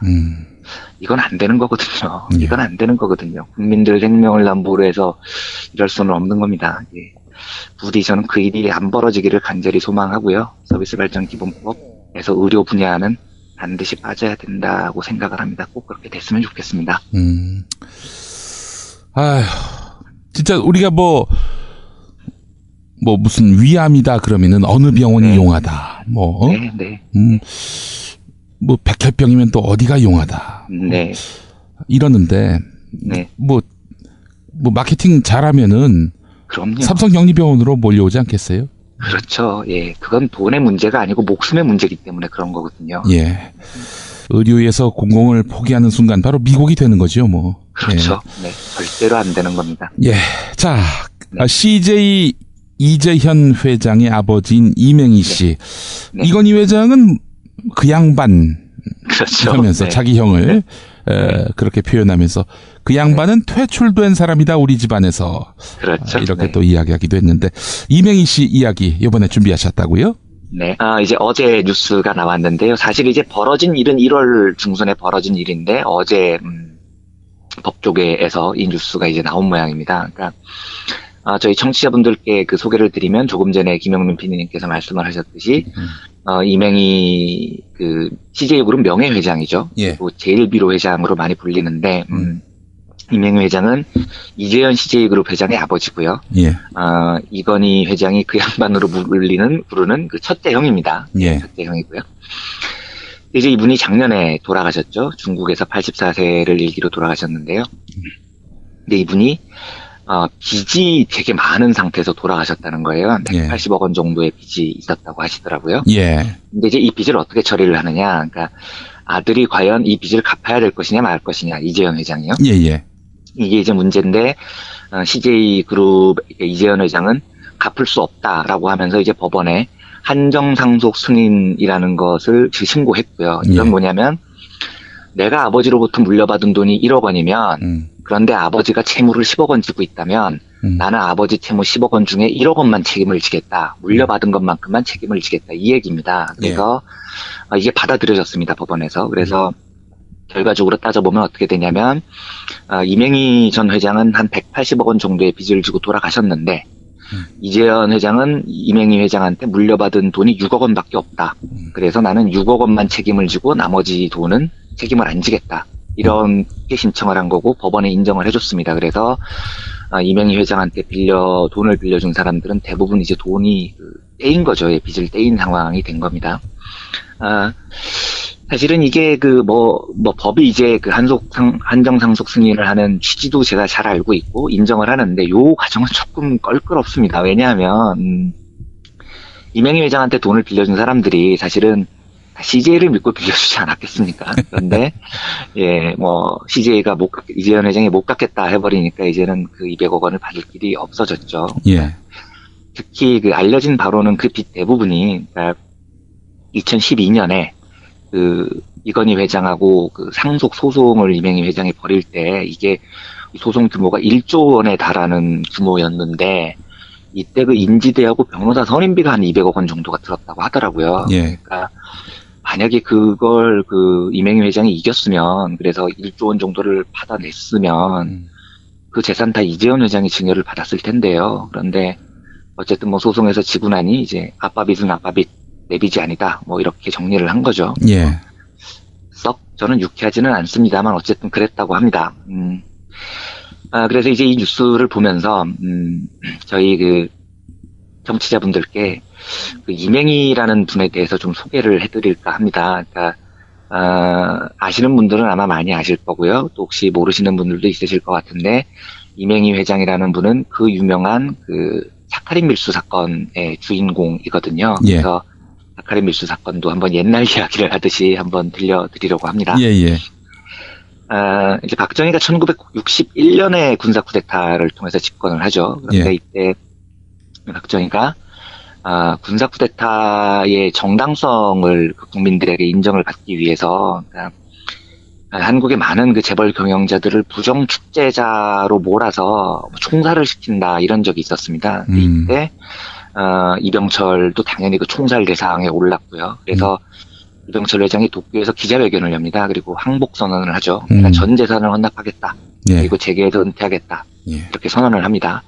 그런데 이때 박정희가 이병철을 한국으로 불러서 만납니다. 그리고 내가 너를 살려줄 테니 전경련이라는 조직을 만들어서 네가 회장을 맡아라. 그리고 알려지기로는 앞으로 박정희 정권에 너희들이 돈을 대달라, 돈줄이 대달라라고 요청을 한 것으로 알려져 있습니다. 그래서 이병철 회장이 전경련을 맡아서 이제 군사정부에 여러 가지 후원을 하게 되죠. 1967년 대선이 있었을 때요. 그때 대선이 아슬아슬했거든요. 진짜로. 정말 아슬아슬했는데 그때 박정희 대통령이 농민들이 한국 다수의 유권자들이었는데 농민들의 표를 얻기 위해서 비료 공장이 반드시 필요했습니다. 그래서 삼성 쪽에 비료 공장을 당장 지어 이렇게 오더를 내린 거죠. 예. 그런데 삼성은 사실 그때까지 중화학공업 또 기술산업 이런 데 거의 투자를 안 하던 회사였습니다. 그러니까 재당, 모직 뭐 이런 걸 하고 있었거든요. 무역 이런 것만 하고 있었고요. 그러니까 이 비료 산업에 뛰어드는 게 이병철로서는 탐탁치가 않았었던 겁니다. 그래서 박정희하고 딜을 합니다. 그래서 오케이, 그러면 우리가 비료 회사를 짓는데 대신 몇 가지 조건을 내세울 테니 다 들어달라. 이게 뭐냐면 국민, 정부, 언론이 비료 공장 건설을 지원해야 한다. 그리고 정부가 10억 원을 책임지고 융자해줘야 한다. 공장 건설에 필요한 인허가를 신속하게 내줘야 한다. 이 세 가지 조건을 내세웁니다. 그래서 박정희가 승인을 하죠. 그러니까 이 말은 뭐냐면 그때 이 한국비료라는 회사를 이제 삼성이 세우는데요. 예.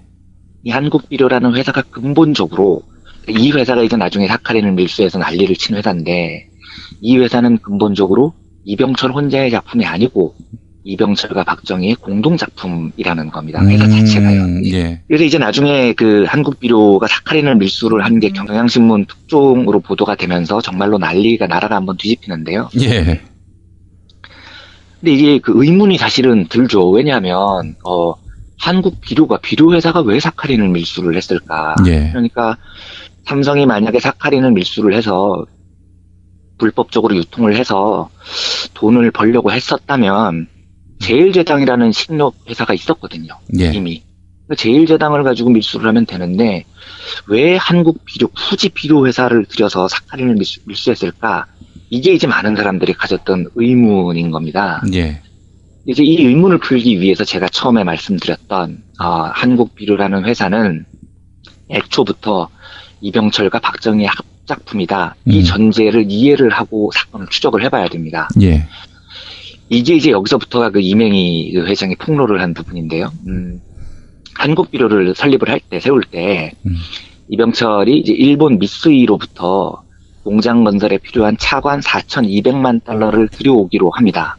그런데 이 4,200만 달러의 차관을 받으면서 100만 달러를 이병철이 리베이트로 챙깁니다. 그런데 이병철이 즉각 이 사실을 박정희한테 보고를 하죠. 왜냐하면 그 차관도 박정희가 들여준 거니까요. 그러니까 박정희가 이병철한테 어떻게 얘기를 하냐면 그 돈을 여러 가지를 만족시키는 방향으로 쓰자 이렇게 이야기를 합니다. 예. 그러니까 쉽게 말하면 빨리 들고 와서 바치라는 이야기인 거죠. 정치자금으로. 네. 그런데 이제 이병철이 일본에서 받은 현찰 100만 달러를 한국에 가서 바칠 의향이 있는데 이걸 어떻게 바칠까가 고민이 되는 거죠. 왜냐하면 당시 그 우리나라가 외환관리가 굉장히 엄격한 나라였거든요. 예. 그런데 현찰 100만 달러를 들고 김포공항을 통과한다? 이게 쉽지 않은 일인 겁니다. 예. 그래서 이제 이병철이 낸 아이디어가 뭐냐면 한국비료라는 회사가 이왕에 있으니 밀수를 해서 건설 자재를 들여오는 척하면서 사카린 같은 것을 밀수를 해서 예. 이걸 판 다음에 100만 달러 정도 이익을 남겨서 그 돈으로 박정희한테 바치자 이렇게 계획을 세운 거였습니다. 예. 그래서 실제로 이맹희 회장은 이렇게 고백을 하죠. 밀수 현장을 내가 지휘했다. 그리고 박정희 정권도 알고 있었다. 박정희 정권이 밀수를 은밀히 도와줬다. 냉장고, 에어컨, 전화기, 스테인리스 강판, 사카린 원료 등이 밀수품으로 들어왔다. 박정희 정부가 뒷배를 봐줬다는 이야기입니다. 예. 그리고 결국은 이 사카린 밀수 사건이라는 것은 한국비료를 통해서 밀수로 돈을 벌어서 현찰 100만 달러를 박정희에게 바치기 프로젝트였던 셈인 거죠. 이게 이제 나중에 이맹희 회장이 동생 이창희 회장이 그것 때문에 구속이 되고 이맹희는 그때 이 문제 때문에 그 경영권 일선에서 물러나고 이병철 회장도 굉장히 궁지에 몰리고 이렇게 해서 마무리가 되는데요. 예. 이게 나중에 이맹희 회장이 이병철 회장으로부터 밉보여가지고 완전히 회장 그룹에서 잘리면서 열받아서 이 사건을 박정희한테 투소를 보냅니다. 이 사카린 밀수 사건을. 예. 네, 그래가지고 지금 이 사건이 투소한 사실이 경향신문에 알려져서 세간에 보도가 된 거거든요. 제가 지금 무슨 말씀을 드리고 싶냐면 이맹희 이병철의 부자 갈등이 없었다면 이 사건은 영원히 밝혀지지 않았을 겁니다. 예. 그리고 만약에 이맹희 이병철 부자 갈등 때문에 이 사건이 하나가 밝혀졌다면 실제로 한국 재벌들 중에서 한국 재벌들이 살아오면서 밝혀지지 않은 비리는 얼마나 되겠습니까? 사카린 밀수 사건 규모가 되는 비리는 얼마나 많았을까요? 상상도 초월할 정도로 많았다고 봐야 정상인 거죠. 딱 하나 저질렀는데 하나 발각됐을 일은 없는 거거든요. 그렇죠? 저는 가끔 가다가 제 주변에서 그래도 한국 재벌들이 그 한국 경제 발전을 이끌지 않았느냐 이렇게 말을 하면 저는 절대로 믿지 않습니다. 국민들한테 사카린 밀수에서 갖다 팔아가지고 제가 이 말씀을 드리면서 이제 꼭 원래 드리고 싶었던 말씀이요. 이 사건은 이맹희, 이병철 이 두 부자 간의 갈등이 없었다면 영원히 밝혀지지 않았을 겁니다. 그리고 실제 한국의 재벌들이 살아오면서 이렇게 밝혀지지 않았던 비리가 얼마나 많았겠습니까? 그러니까 마침 하나 저질렀는데 부자 간의 갈등으로 하나가 딱 공교롭게도 걸렸다. 그렇지는 않을 거거든요. 여러 개를 저질렀는데 그 중에 하나가 걸린 거겠죠. 그래서 저는 이제 제 주변에서 한국 재벌들이 그래도 한국 경제의 발전을 이끌지 않았느냐 이렇게 얘기를 하면 절대 믿지 않습니다. 저는 국민들에게 사카린 밀수해서 갖다 팔아가지고 대통령에게 바친 이 기업이 한국 경제 발전을 이끌었다? 저는 그렇게 생각하지 않습니다. 이 재벌들은 이보다도 훨씬 더 많은 비리를 통해서 성장을 했을 거고요. 앞으로도 거침없이 이런 비리를 저지르겠죠. 그래서 이 재벌들의 비리가 부자 간의 갈등, 형제 간의 갈등 이런 걸로 밝혀지기만을 기다릴 수는 없지 않습니까? 시민사회에 정말로 엄격한 재벌 감시가 진짜로 필요한 때라고 생각을 합니다. 알겠습니다. 참 우리 이완배 기자님 그 브리핑을 쭉 듣다 보면요. 대한민국의 재벌이 완전히 없어진다면 과연 대한민국이 망할까 이런 의문을 갖게 됩니다. 그리고 나라가 망하진 않을 것이다. 도리어 좋아질 수도 있다. 이런 확신이 조금씩 생겨납니다. 다행입니다. 맞습니까? 네, 저는 다음에 한번 말씀드리겠습니다. 삼성이 망해도 우리나라가 망하지 않는 이유는 제가 한번 그 기회를 잡아서 말씀을 드리도록 하겠습니다. 알겠습니다. 이완배 기자님 수고하셨습니다. 네, 감사합니다. 여러분 안녕하세요. 민중의 소리 아나운서 정혜림입니다. 이 어묵한 여왕님 치아에서 다들 잘 견디고 계시죠? 오늘도 종편의 주옥 같은 헛소리에 혼이 정상인 듯 정상 아닌 비정상 같은 여왕님의 우주 타령에 고구마 100개쯤 한꺼번에 삼킨 듯 답답한 마음에 죄 없는 가슴팍만 두들겨대고 계세요. 이젠 시원한 사이다 같은 민중의 소리와 함께하세요. 잘 키운 진보 언론 열종편 안 부럽습니다. 한 달 10,000원 소액 CMS 후원으로 민중의 소리에 큰 힘이 되어주세요. 1661-0451 1661-0451 전화 기다릴게요.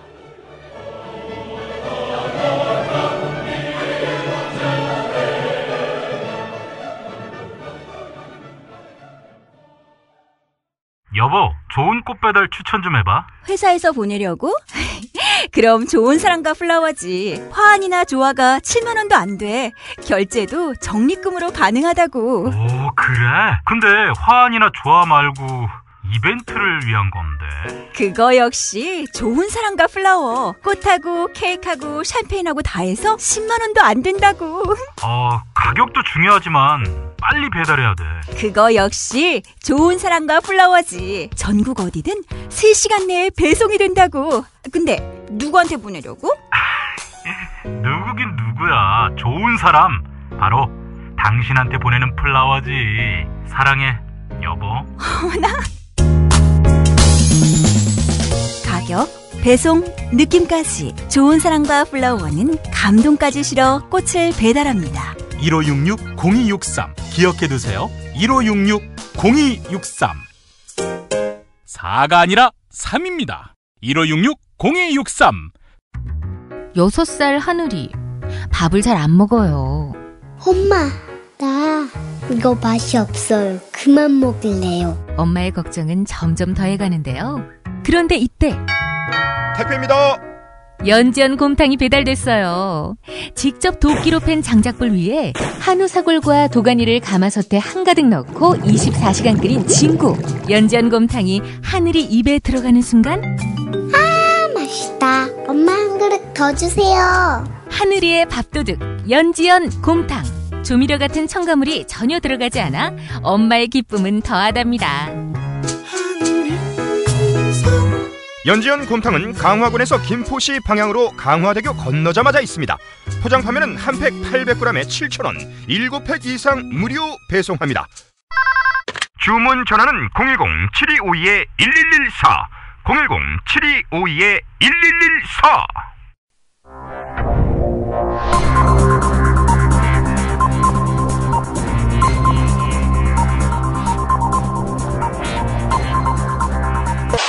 공화국 논평. 한 번 얼굴 찡그렸을 때에는 가만히 있어줄 줄 아는 고분고분한 야당 의원을 좋아하시는 박근혜 동지께서는 조성된 이종걸 외에 최장 필리버스터를 진행한 세월호 전국 때에는 24일 동안 단식한 악랄한 반군 정청래에 대한 강도 높은 국가적 중대 조치를 취하실 계획을 표명하시고, 밤의 대통령이자 밤의 야당 당수인 조선일보에게 구체적인 공격 방침을 제시하시었다. 경애하는 박근혜 동지의 단호한 결심은 박영선처럼 겉으로는 여당과 싸우는 척 하다가도 어느 시점에 가서는 대한민국 정부의 안위를 생각하며 여당과 보기 좋게 타협하고 조선일보의 보도에 대해서 세심하게 고려하고 존중하는 선량한 박영선 같은 의원만 제조하기 위한 가장 효과적인 결단이다. 조선일보는 정청래의 막말로 인한 경제에 미치는 부정적 효과가 마이너스 15조쯤 되고, 정청래 대신에 알파고 같은 인공지능 국회의원을 만들면 그 기술이며 홍보 파급력 등을 고려한 경제적 효과가 플러스 15조쯤 되고, 정청래가 없는 국회에 막말 갈등이 사라져서 아름다운 의정 문화가 형성되는 바람에 대한민국의 경쟁력이 크게 치솟아 추가로 경제적 효과 플러스 15조쯤 될 것이라고 떠들어야 할 것이다. 정청래는 최근 필리버스터에서 테러 조직 IS에게 박근혜 동지 말만 믿고 테러하러 한국에 오면 큰 코를 다친다면서 박근혜 동지를 쓰리 쿠션으로 욕보였는데, 박 동지에 대한 체질적인 거부감과 적개심을 노골적으로 드러낸 추호도 용납할 수 없는 포악무도한 도발 행위라 아니할 수 없다. 조선일보는 박 동지를 참을 수 없이 모독하고 우롱하는 대가가 얼마나 심각한 것인가를 알기 위해 정청래를 이 시대 참 낙선인으로 제조해야 할 것이다. 그래서 이 시대 참 학원 강사로 뼈를 묻게 해야 할 것이다.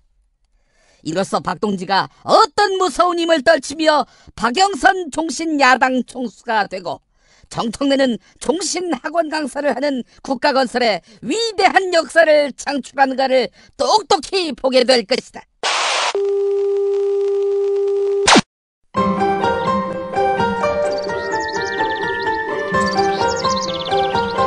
오늘의 날씨. 내일도 하늘은 맑겠지만 어제보다 더 춥고, 이번 추위는 일요일부터 풀리겠습니다. 강원도 고성군청이 있는 간성에서는 어제 하루에만 무려 24cm가 넘게 눈이 왔는데요. 오늘 아침까지 최고 7cm가량 더 내릴 것으로 보입니다. 동해안에 계신 분들 피해 없도록 주의하시기 바랍니다. 오늘 김용민의 뉴스 매거진은 더불어민주당 정청래 의원실 김성회 보좌관의 페이스북 글을 소개하면서 마무리하겠습니다. 짧습니다. 설마 인공지능이 우리를 지배하겠느냐? 인공지능 컴퓨터와 로봇을 소유한 자본가가 우리를 지배하겠지. 네. 조간 브리핑에서 뵙겠습니다.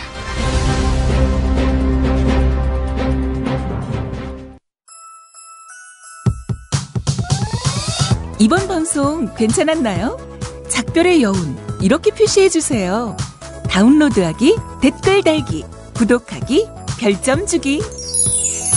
더 좋은 방송 만들어달라는 약속 이렇게 응원해주세요. 다운로드하기, 댓글 달기, 구독하기, 별점 주기.